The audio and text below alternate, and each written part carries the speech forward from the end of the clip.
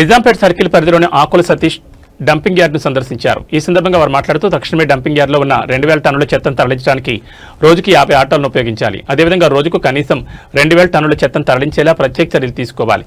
Dumping యార్డ్లో హిటాచీల సహాయంతో చెత్తను ఒకవైపు తరలించి రోజువారీగా వచ్చే ఆటోల లోపలికి వెళ్లే విధంగా ఏర్పాటు చేయాలి. ఈ సమస్య తీవ్రరూపం దాల్చడానికి కారణమైన డిప్యూటీ కమిషనర్పై విచారణ జరిపి తగిన చర్యలు తీసుకోవాలని అన్నారు. భవిష్యత్తులో తీసుకోవాల్సిన చర్యల కోసం Jagadgirigutta dumping satellite transfer centre ని సందర్శించడం జరిగింది. సైబరాబాద్ కమిషనర్ కి సమస్యలు మరియు పరిష్కారం వంటి అంశాలతో వినతిపత్రం సమర్పిస్తామన్నారు. ప్రజల ఆరోగ్యాన్ని ప్రమాదంలోకి నెట్టే ఈ సమస్యను అధికారులు అత్యవసరంగా పరిష్కరించాలని ఆకుల సతీష్ డిమాండ్ చేశారు.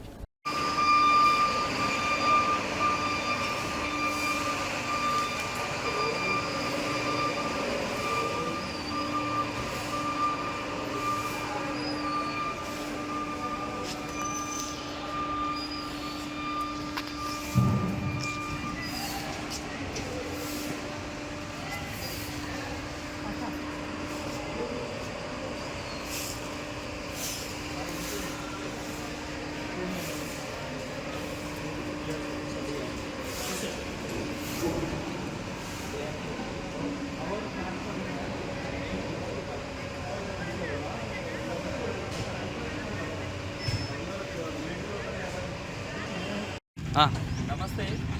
నిజాంపేట కార్పొరేషన్లో ఏదైతే డంపింగ్ యార్డ్ సమస్య గత 5 సంవత్సరాలుగా ఉన్నది, దాదాపు ఒక 30 నుండి 40 కోట్లు ఇక్కడి జగన్నాథ్ తరలించడానికి ఖర్చు పెట్టిన అధికారులు, ప్రజాప్రతినిధులు ఇక్కడ ప్లాంట్ని ఏర్పాటు చేసుకొని ఉంటే ఈ సమస్య వచ్చేది కాదు.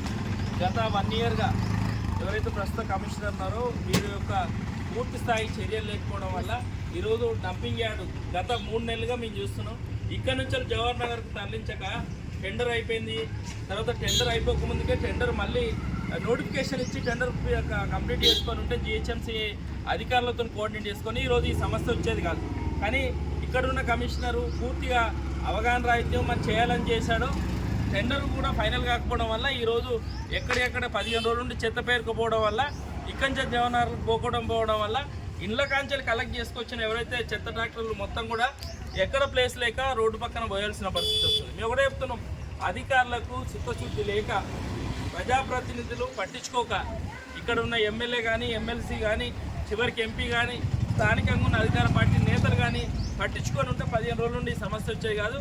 ఇప్పటికైనా కమిషనర్ ఇక్కడ కూర్చొని పూర్తిగా చెత్తనంతా కూడా ఇటాచీలతో ఒక వైపు చేసి వచ్చిన రోజు చెత్తను కూడా మొత్తం లోపడేసే విధంగా ఏర్పాటు చేయాలి. జవహర్ నగర్కు 2 రోజుల నుండే 15 టిప్పార్ల చొప్పున పోతున్నాయి. 30 పెట్టండి, 40 టిప్పార్లు పెట్టండి. టెండర్ ఎవరికైతే ఇచ్చిలో వాళ్ళకి మొత్తం పెట్టేసి దాదాపు 2000 టన్నుల చెత్త ఉంది. దాదాపు రోజుకు 10 నుండి ఒక 30 ఏవైతే ట్రాలీలు పోతాయో, ఏదైతే లారీలు పోతాయి, కానీ ఒక 2-3 రోజులలో పూర్తయ్యే పరిస్థితి లేదు. చెత్తకు వేయడానికి ప్లేస్ లేనప్పుడు ఆటో వాళ్ళు తీసుకొచ్చి ఎక్కడ పోస్తారు? మరి మున్సిపల్ అధికారులు ఆలోచించారు, రోడ్డు మీద వస్తున్నారు అంటే ఎందుకు వస్తారు? లోపల ప్లేస్ లేదు, ప్రాసెస్ యూనిట్ లేదు. మేము ఒకటే కోరుతున్నాం, ఈ సమస్య పరిష్కారం ఒకటే, ఏదైతే బయోమైనింగ్ ఏదైతే ప్రాసెస్ యూనిట్ నిజాంపేటలో ఏర్పాటు చేయండి, లేదంటే జగద్గిరిగుట్ట, కుక్కడపల్లిలాగా కంప్రెసింగ్ వెహికల్ ఏవైతే ఉన్నాయో ట్రక్కులు తీసుకొచ్చేసి మనకు డ్రై రిసోర్స్ సెంటర్ ఉన్నది.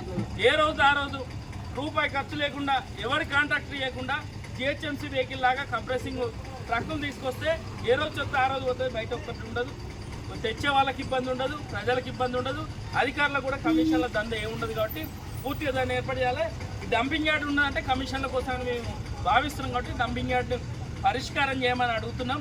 జేసీబీలు ఉన్నాయి, ఇటాచీలు ఉన్నాయి, పూర్తిగా దాన్ని క్లీన్ చేస్తే ఏ రోజు వెహికల్ ఆ రోజు చెత్త తీసుకొచ్చి లోపలేస్తారు. మేము చెప్తున్నాం, రేపటికల్లా రోడ్డు మీద ఉన్న చెత్త అంతా తీయాలి, లోపలిదంతా కూడా ఒక వైపు చేసి ఆటో